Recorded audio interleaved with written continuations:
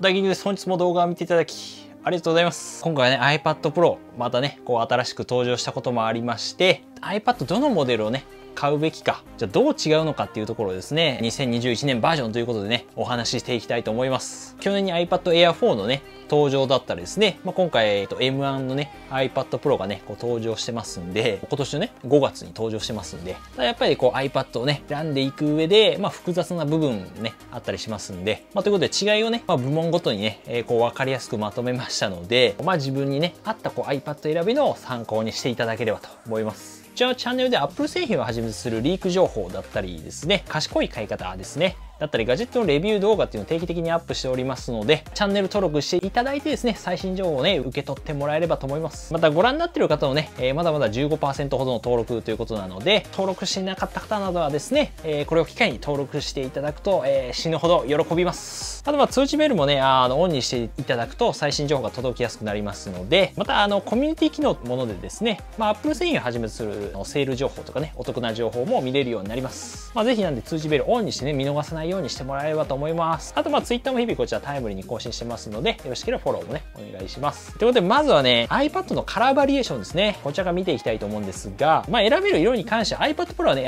新型出たんですけど、残念ながら今はねシルバーとスペースグレーの2色のみというねことになってますね。はい、こちら一応シルバーになるんですけども、で iPad Air 4についてはですね、こちらカラーバリエーションが結構パステルカラーでいろいろ選べるようになってまして、シルバーとかねさっきのスペースグレーに加えましてローズゴールドだったりですね、ちょっとミントっぽいグリーンとかですね、あと爽やかなスカイブルーとかね、こちらの5色展開になっておりますね。で iPad 8についてはですね、以前からあるシルバースペースグレーゴールドっていうね形です。一応カラーの名前とか同じだったりするんですけど、なんか iPad 8とやっぱ Air 4 Pro に関してはデザインとかね色味が結構違ったりするので、結構好みによって変わるかなっていうところですね。デザインにやっぱこだわりたいんだったらちょっと現代風にねなったやっぱ Air 4とかiPad Pro の方がいいのかなと思います。続いて、iPad の、本体サイズの違いですね。iPad Pro 11インチと iPad Air 4については、本体サイズはこれ全く同じですね。完全に同じなんですけども、Air 4の方が実はですね、本体の厚さですね、厚みが 2mm ほど厚い、6.1mm になってますね。iPad Pro は 5.9mm ですね。11インチ。名前的にちょっとエアがね、薄そうな感じするんで、ここはなんかちょっと意外かなっていうところなんですが、重量もね、微妙に違ってですね、一応 iPad Pro の方がエアよりも 8g だけなんですが、誤差程度ですけどね、重くはなってますね。iPad 8世代に関して本体サイズっていうのは一緒なんですけども、厚さが 7.5mm あるんで、これはかなり違ってくるかなっていうところですね。はい、重さも大体 30g ぐらいね重かったりするんで、ここは違いはねかなり感じると思います。iPad Pro の、12.9 インチ大きいモデルに関しては、サイズ感がねやっぱもう完全にかなり違うものになっているので、やっぱ大画面がやっぱり必要かなっていう思う方向けになりますね。重さもやっぱ 682g っていう形で他のモデルと比べるとかなり重くなってます。まとめるとですね、一番重さが軽いのが Air で、本体が薄いのが Pro で、厚さも、重さもあるけども価格は安いのは iPad 8っていう形ですね。重くてもでも大画面がいいなっていう形であれば 12.9 インチ iPad Pro がいいんじゃないでしょうか。続いて iPad の、画面の違いについてですね、少し今はね本体サイズは、基本的には一緒っていうお話ししたと思うんですが、大きな違いとしては先ほどねちょっと話したと思うんですが、画面サイズですねが違うと。 iPad Pro はですね2018年に刷新されまして、本体サイズっていうのは今の同じ昔のね iPad と同じままで、ホームボタンがなくなったので全画面にね近いデザインになっていると。で iPad Air 4はですね、サイズ感に関してはやっぱ iPad Pro のこの11インチと全く同じなんですけども、画面サイズが 10.9 インチねちょっと小さくなってます。はい、で画面の黒い縁ベゼル違いとしてはやっぱこの黒い縁ですね、黒い部分がちょっと太くなってますね。よく見ると分かります。iPad 8はやっぱ本当もう昔からあるね、もうザ iPad、キングオブ iPad っていう形してます。横とかね、横幅はそんな気にならないと思うんですけども、やっぱ縦、上とね、上下のベゼルですね。タッチ ID とかあるんで、そこがかなりね、変わってくるかなっていうところですね。サイズ感的には一緒なんですけども、10.2 インチの画面サイズになってます。ちょっと小さめになってますね。画面に関しては最大輝度ですね。最大の明るさがプロだと602とですね。Air 4だと500ニットで、iPad 8も500ニットですね。要するに画面を目で見た時の最大のその明るさっていうのが微妙に違ったりします。例えばその外で太陽の光の元とか真っ暗な状態とかで見ると、プロがちょっとですけどね、明るく見えると。そんな大きな差はでもないと思いますね。ただプロの 12.9 インチに関しては、リキッドレティナ XDR ディスプレイというものを搭載してるんで、要するにミニ LED という小さいこの LED がですね、1万個ブワーって入ってるんで、細かいやっぱりね、描写とかね、綺麗なね、表現ができるっていう形ですね。これってApple が出してプロ向けのですね、プロディスプレイ XDR ってディスプレイだけなんですけども、画面だけで60万ぐらいするね、もう貴族の画面ディスプレイかよみたいなやつがあるんですが、それと同じものが12.9 インチの iPad。iPad はね、薄いんですけども、そこに載ってるっていう形ですね。なんで持ち歩けるプロディスプレイ XDR。なんでデザインとか、例えば画像編集とかね、映画の映像体験、そういうの非常にこだわりたいなっていう方は 12.9 インチいいんじゃないかなと思います。ただ、最大輝度もなんで 12.9 インチは1600ニットっていうことで明るいんですが、ここに関してはコンテンツ作品が HDR っていうものに対応しないとダメですね。なんで普段使うときは、この11インチとかと同じ基本的には600ニットですかねになると。なので普段の使い勝手の部分ではそんな違いは感じないかなと。で iPad Pro と Air 4ですね、こちらに関してはフルラミネーションディスプレイというものにね対応しております。これ画面上に要するにガラスがこれ貼られてるんですけども、その間の空気ですね、よくギャップとか言われるんですけど、そこをなくすことで光の無駄な反射っていうのを減らせるんですよね。なんで操作感とかも結構こう直接触ってるような感覚になる。逆に言えば iPad 8とかには光の反射とか映り込みのコーティングとかないので、そこら辺が非常に気になるなって方はやめた方がいいのかなと。ここは次期の iPad 9で対応してくる可能性が高いので、待つのもありかなと思いますけどね。大体9月から10月ぐらいに多分出ると思うんで、はい。ただやっぱり教育の現場だったり学校とかですね、じゃあお子さん向けにじゃあ iPad 買おうとかった方には、全然やっぱ価格が安いのが iPad 8のね魅力ですので、全然いいんじゃないかなと思いますね。でまた iPad Pro がこれ唯一対応しているのがプロモーションディスプレイですね。最大でなんで 120Hz の表示に対応してますので、要するに1秒間に120回これ画面が書き換わるですね。かなり滑らかに動いたりしますので、動きの多い例えばゲームとか、動画の編集とかそういった時には非常に役に立つのかなと思います。iPad Air と iPad 8に関してはこうリフレッシュレート 60Hz ですね。1秒間に60回の書き換わりに固定されておりますので、ここはやっぱり iPad Pro の利点かなと思います。ゲームとかね、やっぱり例えば Apple Pencil の使い勝手に非常にこだわりたいなみたいな方はやっぱ iPad Pro がいいと思います。また iPad Pro と Air に関しては高色域ディスプレイですね。要するに P3 というものを対応してますので、これ何かというと画面上で表現できる色の範囲があるんですけども、それが広いんですが、iPad 8に関して sRGB というものなので、ちょっと古いものに対応ですね。要するに表現できる色の範囲が狭いんで、あとトゥルートーンディスプレイっていうものをね iPad 8は非対応になってますね。要するにこれは、周りの環境に合わせてなんか画面の色がねちょっと暖色っぽく iPhone とかなると思うんですけど、なったりとかね、白いこういう光が当たってる時には、ちょっと白目に画面をするとか、要するに目の、疲れの軽減をしてくれるやつですね。そういったものはついてなかったりします。なので一番いいディスプレイとりあえず求めたいって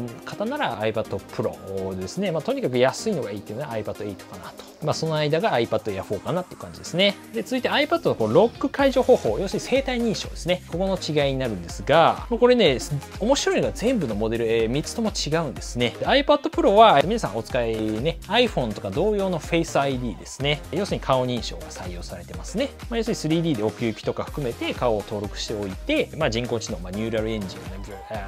調べてくれるんですけど、メガネかけたりとか、例えば髪色変わったりとか帽子かぶっても認証してくれますよね。iPad Pro とかだと、どんな向き向けてもね、認証してくれたりはしますね。たまにこうね、やっぱカメラの部分が手で隠れてたりとか、ちょっと距離が遠かったりすると認証してくれなかったりはあるんですが、iPhone だとやっぱマスクでねちょっと Face ID 使いづらいなって特に最近多いと思うんですけど、タブレットに関してはやっぱり家で使うシーンが多いんで、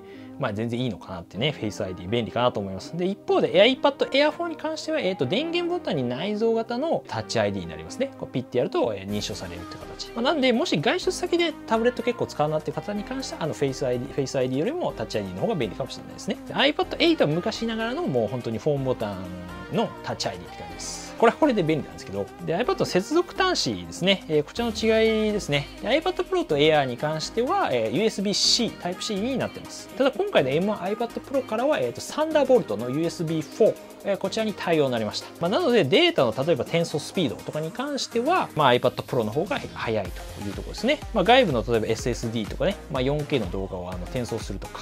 SSD 自体もサンダーボルトに対応しとかないといけないとか、ちょっと細かい条件あるんですけど、そういったことをする方では iPad Pro がいいのかなと。とはいえ Air4 でももちろんカメラにつないでとかですね、写真とか同期させたりとか、4K のじゃあ外部のディスプレイに出したりとか、そういったものはもちろんできます。ただ iPad 8に関してはもうライトニングケーブルが搭載なので、さっきのようなパソコンスタイルとかね、写真とかをこう同期させたりとか、そういったものはやりづらいかなと思いますね。そういったモニターにつなげたいとか使ったりしたいなって方はプロとか Air がいいんじゃないかと。続いて iPad の性能ですね、チップセット、中身に関してなんですけども、iPad Air 4に関しては A14 バイオニックチップ、こちら搭載してますね。iPhone 12とか12 Pro シリーズにね、載ってるものですね。なので基本的にはほとんどの作業は十分にこなせる性能を持ってます。で iPad Pro はですね、今回から、MacBook にもね、搭載されているM1 チップですね。同じ M1 チップが搭載されていると。性能はやっぱ M1MacBook とほぼ同等ぐらい、MacBook Air と同じぐらいの性能があるので、タブレットとしてはもう十分かなというところですね。あとGPU 性能ですね、グラフィック性能もね、非常に高いので、画像とか動画編集ね、どんどん行いたいかなっていう方は 4K 動画も全然編集できますんで、プロがいいんじゃないかなと思います。iPad 8については、A12 バイオニックチップということですが、iPhone 大体 10S とかに使われたものですね。特に本当重い作業でない限りは十分にね、使える性能だと思います。ゲームとかも全然普通にできるので、性能をね、から考えるとやっぱコストパフォーマンス非常に高いんじゃないかなと思いますね。続いてはね、メモリですね、RAM の違いなんですけども、iPad 8に関してはメモリ 3GB ですね。これでも一応十分に動くようにアプリが最適化されてるんで、大丈夫なんですけど、Air 4に関してはメモリは 4GB、ちょっと多めになってます。今回、iPad Pro に関してはメモリが 8GB と 16GB という感じになってますね。かなりこれ上がってますね。1TB と 2TB 容量のモデルは、メモリは 16GB ですね。それ以外 8GB って感じなんですけど、ただこれを活かせるアプリっていうのがね、あんまないので、今のところそんな気にする必要はないですね。iPad バッテリーに関してなんですが、これ意外とですね、全てのモデルバッテリーの駆動時間っていうのは同じです。これちょっと iPad Pro とね iPad 8ってもう結構前のモデルなんで一緒なんか、ちょっと残念な感じなんですけど、Wi-Fi でのインターネット利用とか、ビデオ再生ですね、最大10時間とセルラーモデルでネットワークインターネット利用すると、最大9時間というね形ですね。でまた iPad の容量ストレージの違いなんですけども、これ結構ね変わってくるんですよね。iPad Pro であれば 128GB から最大で今回から 2TB までいけるようになりました。そんないるかって感じなんだけど、で iPad Air に関しては 64GB と 256GB のみですね。多くのファイルはやっぱりね iPad 上に上げたりとか、動画編集とか、画像とか動画とか、特に4K のね、動画とかやっぱ上げるのであればやっぱ iPad Pro かなっていうところなんですけども、Air であれば簡単な本当動画編集とか画像編集とかでぐらいであれば全然 256GB とかあれば大丈夫かなってね、Mac と同じ容量なんで、ただ 64GB だと、ちょっとしんどいかなっていうところありますね。動画とか画像とかやるんであれば普段使いなら十分だと思います。で iPad 8はですね、教育とか子供用はもちろんですね、ネットサーフィンとか、基本やっぱストリーミングサービスで、このデバイスの中にそんなに保存しないっていうのであれば 32GB でもいけなくはないと思いますが、今の時代ちょっとね、しんどいかなっていうところがあるんで、64GB のモデルは今のところないので 128GB そしたら選ぶしかないかなっていうところですね。続いて iPad のカメラ性能に関してなんですけども、iPad Pro と Air の背面のメインのカメラっていうのは、同じですね。同じ1200万画素12メガピクセルの、広角カメラで、どちらも 4K ビデオですねを 60fps フレームパーセカンドで撮影、1秒間に60枚で、 iPad 8は8メガピクセル800万画素のカメラになって、動画は、4K は撮れないですね。 1080p フル HD までで、30fps まで、ですね。1秒間に30枚で、大きな違いとしてはね、 iPad Pro には、超広角レンズがついてますと、あとライダースキャナーですね。ライダースキャナーというもので、要するに物体との距離をね、光で測ることができるので、なんで AR ですね、拡張現実ですね。で部屋に物を置いてみたりとか、編集とかできたりするんですが、動画とかやっぱ写真とかを、よく撮るとか、仕事でね、その AR 関係使うとかいう人ぐらいですかね。でも使うのは本当に。なんで写真はある程度綺麗に撮りたいけど、別にね、ライダースキャナーとかなくてもいいかなみたいな方はまあ全然 Air4 でいいと思うし、まあね、別に写真とか使わねえし撮らねえしみたいな、まあネットサーフィンとか書類ぐらいだけでは全然 iPad 8でもいいのかなっていうところですね。ただインカメラに関してはこの iPad Pro ですね、今回の M1 のモデルでは12メガピクセルで超広角ね、対応してます。広い画角で撮れるのが結構強みかなっていうところで、またセンターフレームっていうね、追尾ですねとか画角を自動で調整してくれる機能がついてますんで、まあライブ配信とかね、結構まあこう結構動いたりね、まあ、動きがあるようなこう動画とかでは結構ね使えるのかなって自動で追ってきてくれるんで、あとマイクに関しては iPad Pro とかがステレオ録音に対応しているので、まあ、できる限りなんかオンライン会議とか、まあ、いい音質でやりたいのであれば iPad Pro かなっていうところですね。で iPad オーディオシステム、音質とかについてなんですけども、 iPad Pro はスピーカーが上と下に2つで合計で4つついてます。縦持ちとかで聞いても横持ちで聞いてる時でもですね、それぞれこうバランスよく音がね結構流れてたりしてくれるので、まあ、映画とかゲームの時もまあ臨場感とかね、やっぱ最大音量とかも結構でかいですね。はい。まあ、これレビュー動画では MacBook とね比べたりしてるので、まあ、よかったらちょっと見てい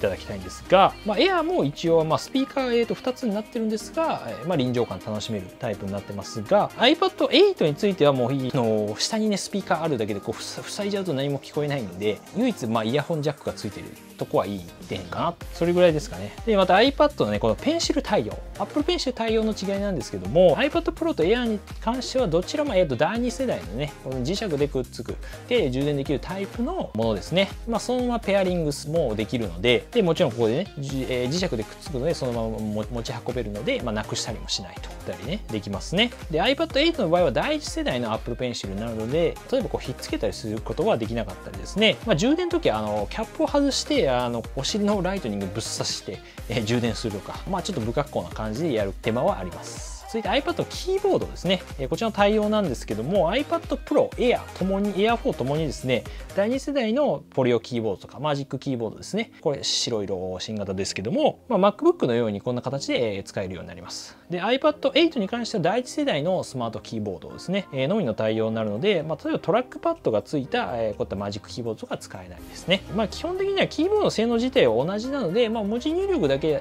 であればもちろん iPad、ね、8とかで安いモデルで全然問題ないかなと思いますけどね。ただよりラップトップに近いねパソコン、まあ、トラックパッドついて MacBook Like に使いたいのであればマジックキーボードは、まあ、結構価格はねするんですけども、まあ、結構それなりにやっぱね使いやすいので、こういった形で使いたいんであれば Pro とか Air4 がおすすめなんじゃないかなと。で最後ね iPad この価格ですね。これが結構違うんですけども、一番大切かなっていうねお値段のとこなんですけども、iPad Pro のですね今11インチが税込みで 94,800 円からですね、 Wi-Fi モデルで最大 2TB とすると Wi-Fi モデルでも20万とか超えてくる形ですね。でどんどんもう容量をね 1TB、2TB と上げていくと、かなり20万25万円前後になっちゃうって感じですかね。 iPad Air4 に関しては税込みで69,080円からですね、 Wi-Fi モデル 64GB で最大でセルラー 256GB で10万円で、 iPad 8がですね、32GB が 38,280 円税込みですねから、128GB で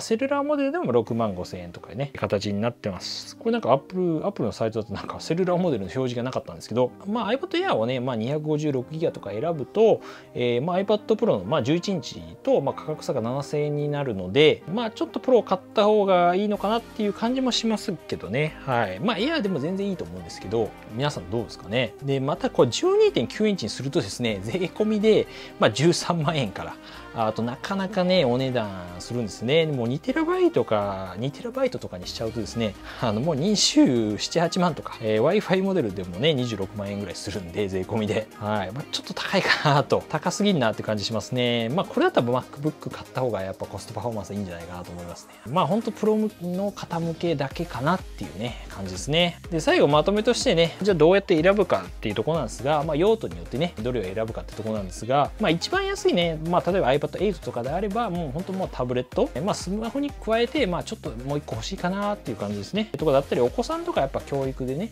学校で例えば使ったりとか、仕事で書類を本当ワード、エクセルとかちょっと書類をちょっとやるぐらいとか、そういうぐらいであれば iPad 8ね非常におすすめできるんじゃないかなと思います。ネットサーフィンとか、YouTube、Netflix そこら辺も含めて本当に安くてやっぱ一番コストパフォーマンス高いと思うので、まずとりあえずタブレット欲しいかなっていう感じだったら iPad 8安くね欲しいのであれば。逆にやっぱ仕事でメインに使ったりとか、特に本当動画編集とか、画像編集のデザインをね、